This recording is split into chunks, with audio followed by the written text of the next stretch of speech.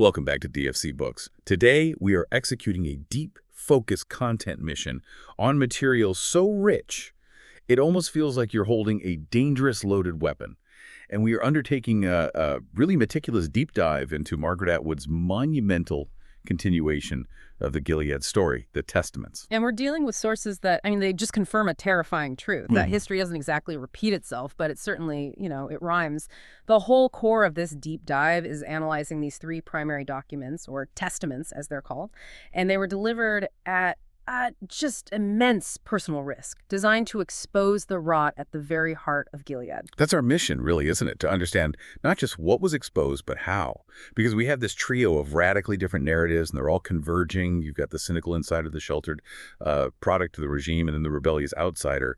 We really need to synthesize the character development and the pivotal chapter-by-chapter events that ultimately led to the fall. Exactly. And our sources are helpfully structured for us. So first, we have the highly sensitive Ardua Hall holograph. This is the secret memoir that's penned by the formidable Aunt Lydia. And that word holograph, it's so crucial here. It suggests a manuscript written entirely by the author, but also one whose authenticity, completeness, and even motive, well, it's going to be historically debated later. It's a perfect setup. A debated source, absolutely. And then we have the two witness testimonies. They were transcribed years later.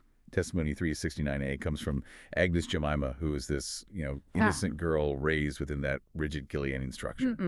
And finally, testimony 369B from Daisy, who we come to know as Baby Nicole, the outsider looking back in. So we're tracing how these three intertwined narratives create this critical pressure point that results in a catastrophic release of information. And that's what destabilized the entire totalitarian state. Let's unpack this then. Let's start with the most powerful and honestly the most terrifying figure, Aunt Lydia. She's the one who possesses the greatest leverage and the most secrets. We meet her in chapter 1, and it's just titled Statue.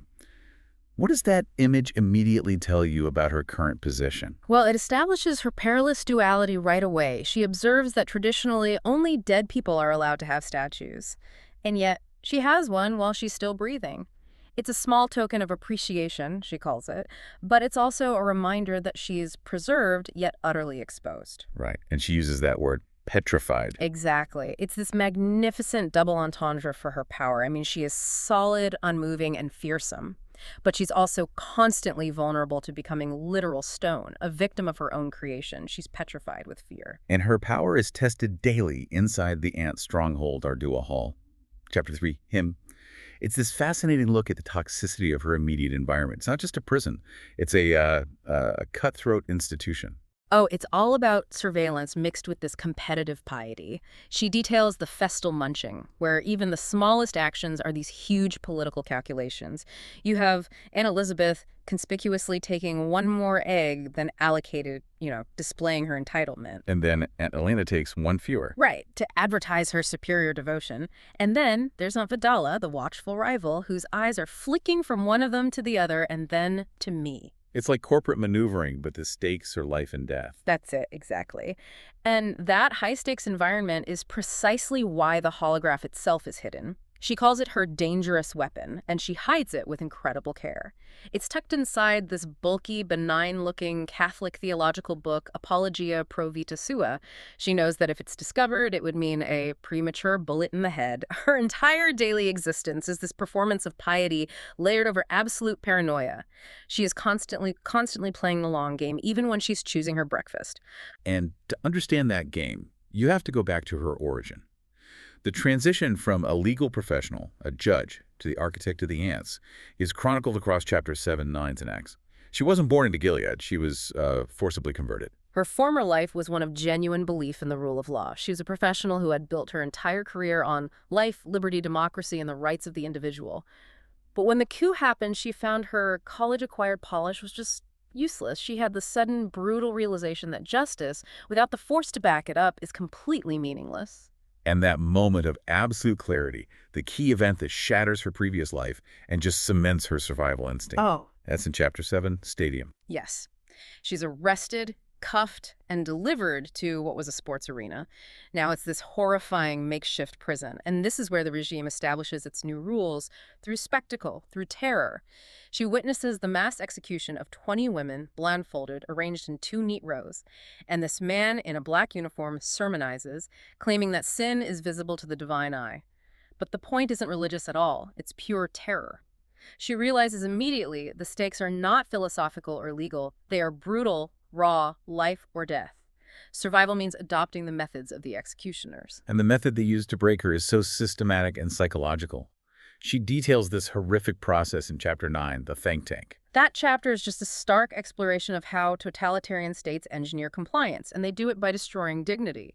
She describes the conditions, the lack of sanitation, the clogged and pullulating toilets. They are reduced to penned-up animals, and it's all purposeful dehumanization.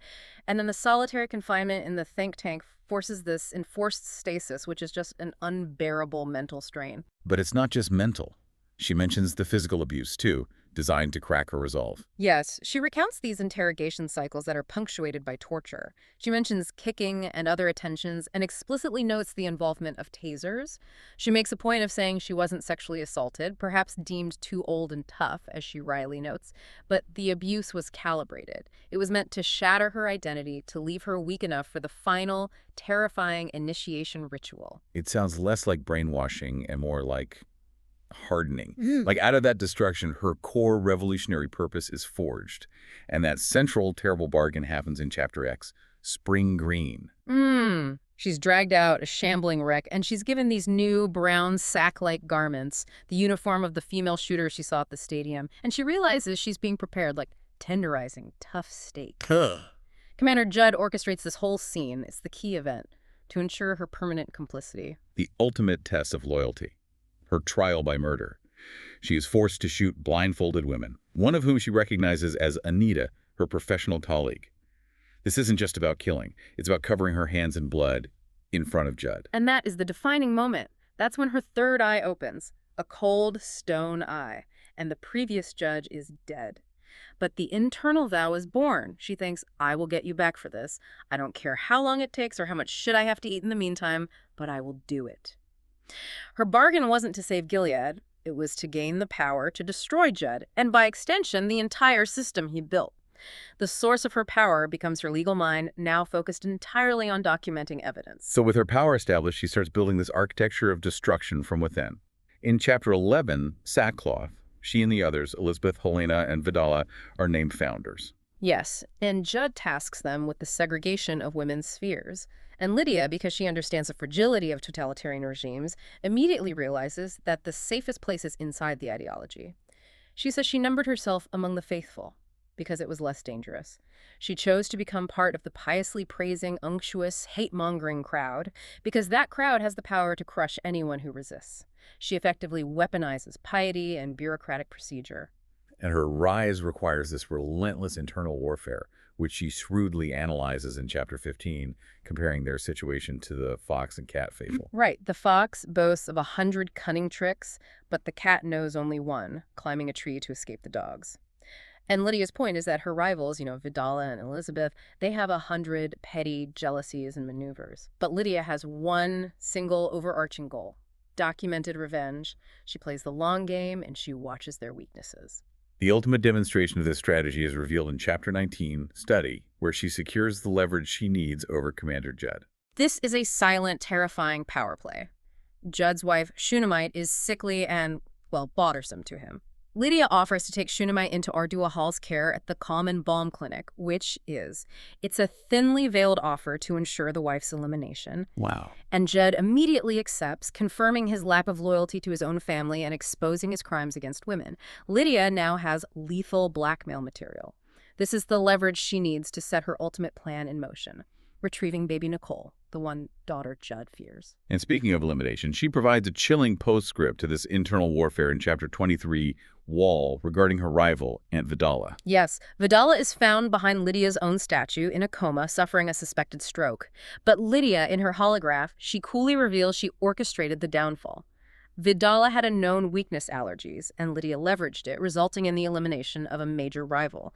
And this detail immediately terrifies Aunt Elizabeth, which cements Lydia's control over the remaining founders. It just demonstrates that her single trick, that long-term calculated destruction, is superior to their hundreds of petty tricks. So, Lydia's testimony confirms the rot at the center, the meticulous planning, and the ruthless assumption that power requires blood. Now we have to shift completely to the inside view. Agnes Jemima, Witness Testimony 369A. This is the perspective of a girl raised in this system. I mean, she is the definition of innocence being systematically corrupted. We meet her in Chapter 2, Precious Flower.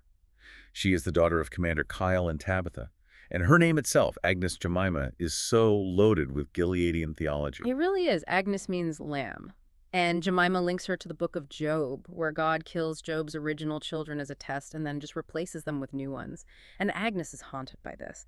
She wonders how Job could just accept replacement children. This shows an early, subtle questioning of the absolute authority that's preached in Gilead. The key event in that chapter is the death of her original mother, Tabitha, after a long illness. And Agnes is initially given the sanitized, the comforting religious narrative. She gets the story of 4 angels carrying her mother's soul away. But the truth is much harsher. Her stepmother, Shunammite, later cruelly whispers that Tabitha's condition was simply dying. And this introduces that theme of lies and sanitized reality that just defines Agnes's entire upbringing. This early loss then facilitates her relationship with her next stepmother, Paula, who appears in Chapter 6, 6 for Dead, during Tabitha's funeral. And Paula is the perfect example of a Gileadian wife. Calculating, self-serving. She gives Agnes this measuring look during the reception, checking if Agnes was, quote, done. Paula immediately seeks a handmaid of Kyle because she doesn't consider Agnes her true child. She only wants a biological one. And Agnes realizes Paula is trying to erase her, to just wipe her out of existence, and that fuels a hatred that teaches Agnes to hide her true thoughts. Her entire worldview is fundamentally challenged not just by loss, but by trauma and the pressure of the system claiming her body. Chapter 7, Perfect Teeth, details the pivotal, shocking trauma she experiences. This is the moment she realizes the physical cost of being a woman in Gilead. She is molested by Dr. Grove, Becca's father, during a dental appointment. He places his large, warm, hairy hand on her breast, which she describes sitting there like a large, hot crab. Yeah. And the psychological impact is immediate and completely devastating. She realizes the adult female body is fundamentally unsafe. Exactly. She internalizes that her body is one big booby trap, believing that something was bound to be shoved into it and something else was bound to come out. This realization forces her into a survival response. Absolute denial and performance. She tells the attendant, Mr. William, I have perfect teeth. And it's this perfect, horrifying encapsulation of her forced repression. She's burying this deep, painful truth under a veneer of outward perfection and compliance. And this trauma colors her reaction to the inevitable. In Chapter 13, Secateurs, Agnes is slated for marriage to the formidable and significantly older Commander Judd, the very man Aunt Lydia is maneuvering against. Yes, the system demands her compliance, but she sees the horrific consequences of that compliance through her friend, Becca. Becca attempts suicide using garden shears as secateurs to avoid her own marriage prospect. Agnes notes Becca's fierce expression, and you can see she's showing a desperate strength that Agnes initially feels she lacks. The fear of the wedding night she fantasizes about being stone cold and dead to avoid the act is just overwhelming for her. So she can't run, but she realizes she can maneuver. Chapter 14, RDOA Hall, is the key event here. It's her radical escape from that marriage. This is Agnes's first true act of cunning. It almost mirrors Aunt Lydia's earlier strategic adoption of piety.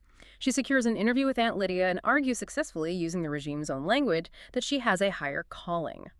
She wants to serve all women, consecrating herself to the aunts rather than to one man. And Lydia, recognizing how useful this specific type of pious, intelligent young woman could be, accepts her into the hall as a supplicant. And once inside, away from Commander Judd, she begins her intellectual rebellion. Chapters 8, Reading Room, and Chapter 20, Bloodlines, detail her discovery of forbidden knowledge. She and Becca begin reading the Forbidden Bible together, and Becca points out this crucial fact. The version they memorized growing up isn't the real story. Reading the actual violent text of the concubine just shatters Agnes's fundamental understanding of her own history. She realizes the aunts, like Estée, intentionally sanitized it, claiming the concubine sacrificed herself for the greater good. And this is the critical insight for her. Gilead maintains power by controlling not just the present, but the past.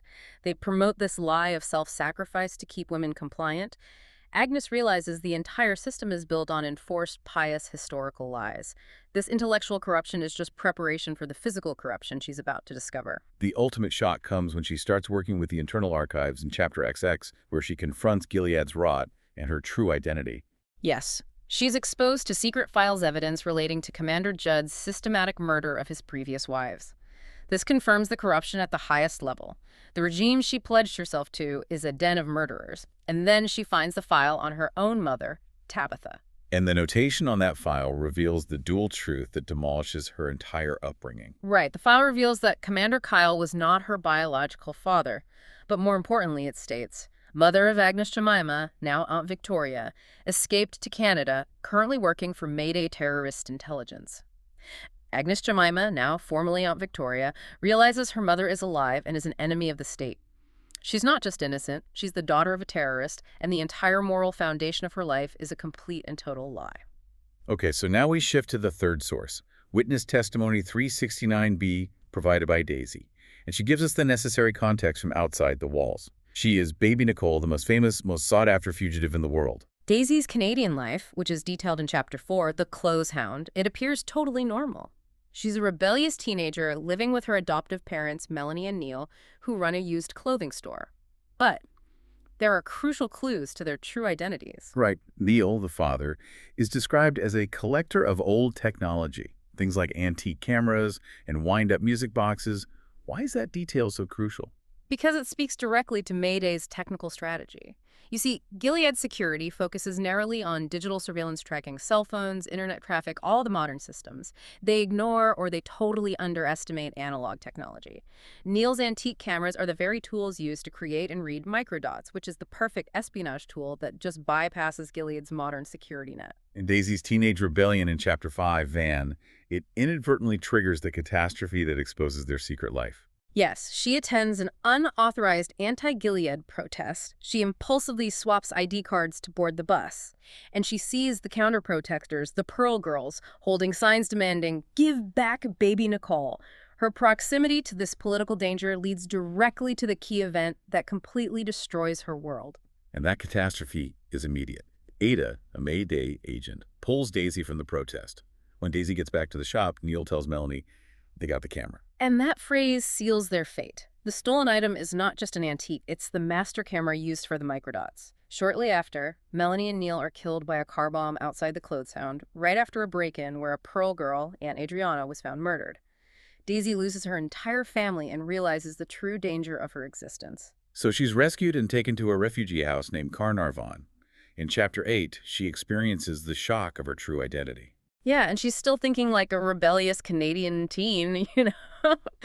She's writing an essay on the symbol of baby Nicole, and Elijah, the agent, has to deliver the truth. You are baby Nicole.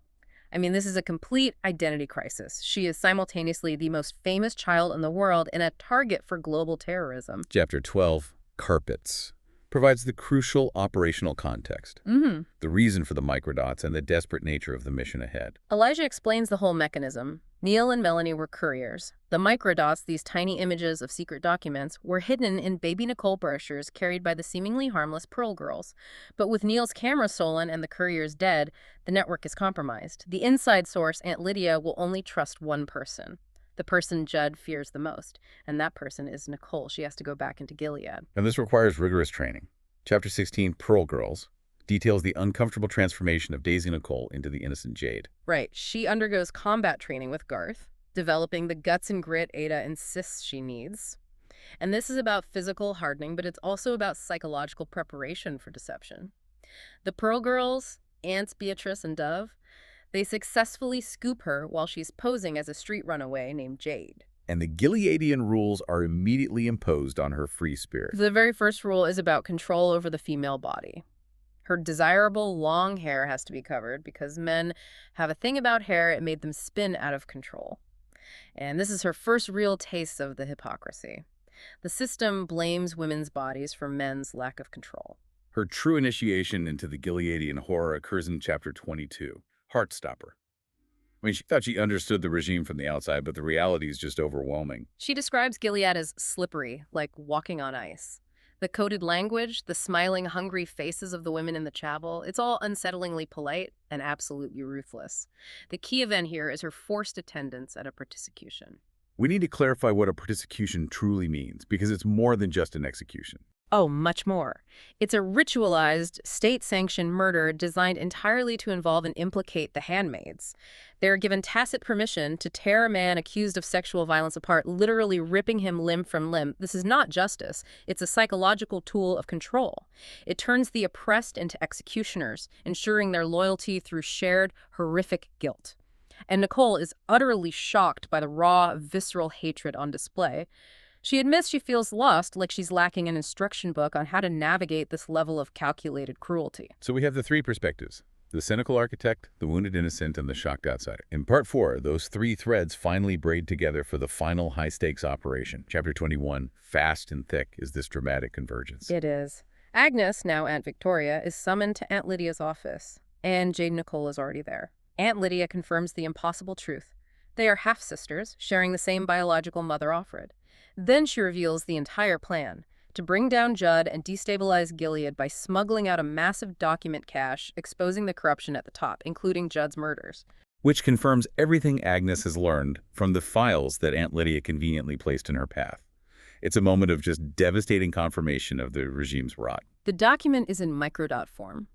Aunt Lydia gives the sisters the escape route and confirms that Agnes's biological mother, Offred, is alive and waiting for them in Canada. Agnes Victoria is given the mission, protecting Nicola Jade and facilitating the escape.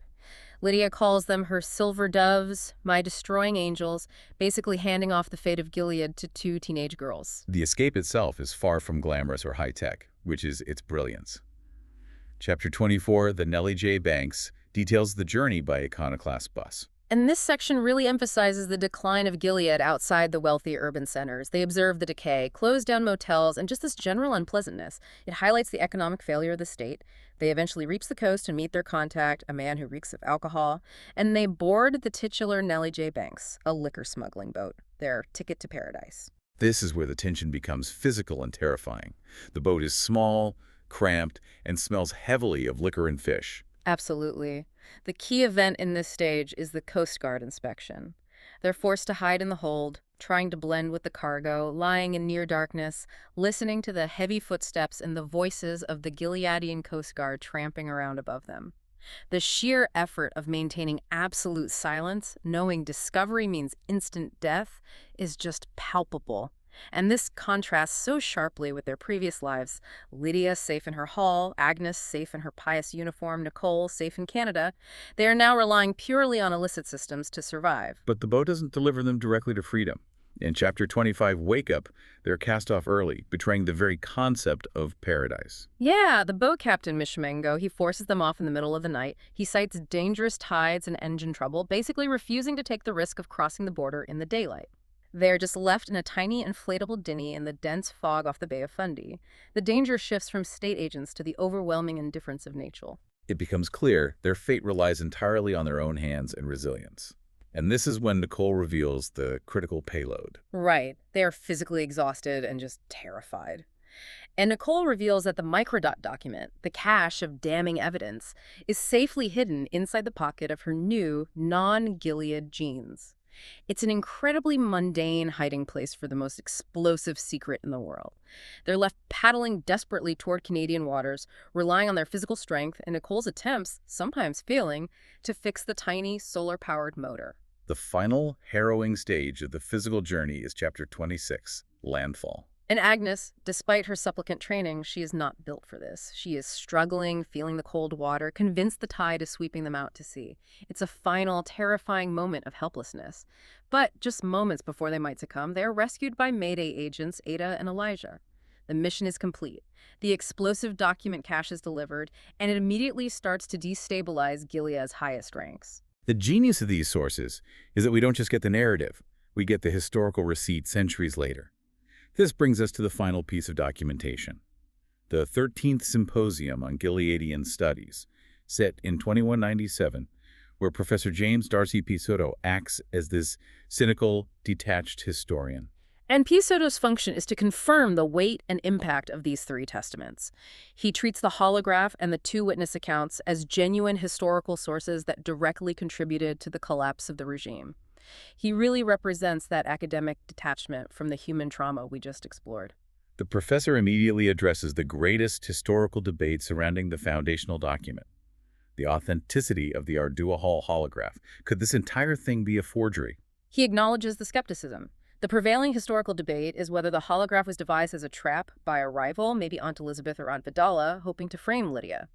He introduces the analogy of the historical casket letters used against Mary, Queen of Scots, a document of, dubious origin used to secure a political end. But the deeper, more unsettling possibility is that Aunt Lydia created it as a trap for herself. Exactly. Piosino analyzes the possibility that Lydia drafted the holograph to provide herself with plausible deniability, a fail-safe in case she was captured, allowing her to claim it was written under duress or fabricated entirely. The professor sees political maneuvering even in the act of confession. But he eventually lands on the side of authenticity. Why? Because the events confirm the document's utility. He concludes he inclines to the view that our holograph is authentic. And critically, he confirms that someone within Ardua Hall supplied the crucial microdot to the two half-sister fugitives, and the sisters themselves claim it was Aunt Lydia.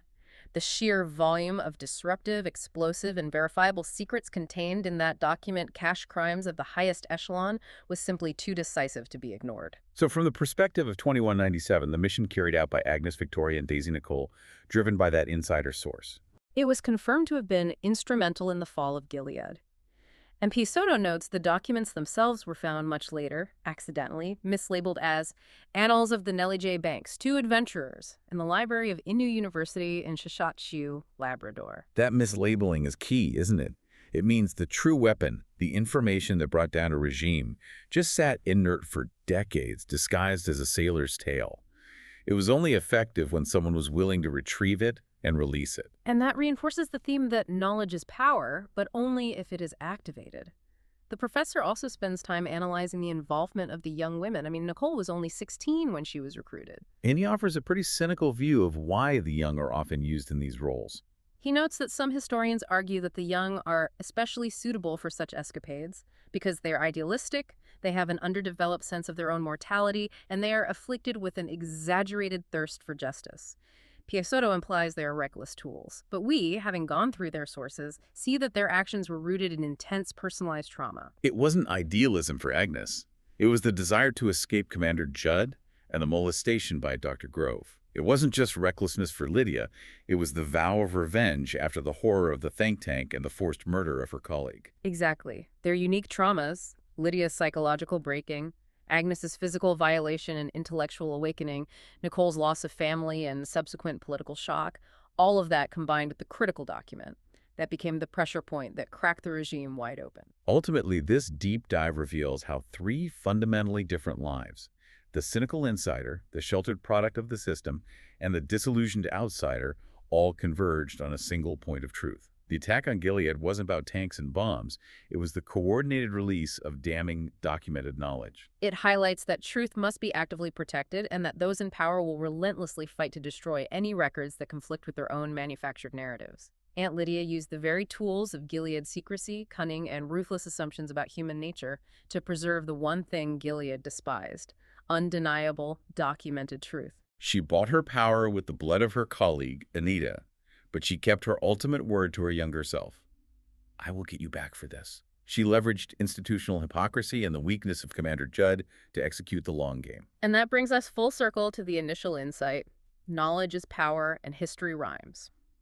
The true power of these collected pages lies in the fact that they were viewed not as academic relics of the past, but as a genuine, dangerous weapon. And the testimony itself urges you, the listener, to consider the documents you encounter. Because the sources reveal that sometimes the most effective way to effect world change is not through open, direct confrontation, but through calculated, methodical betrayal and the relentless pursuit of hidden documentation from the inside. Which leaves us with the unsettling question posed by the book. What secrets are you guarding that hold true power? The collapse of Gilead reminds us that the fight for freedom often hinges on which narrative, the official lie or the documented truth, prevails. Thank you for joining us on this deep dive into the Testaments.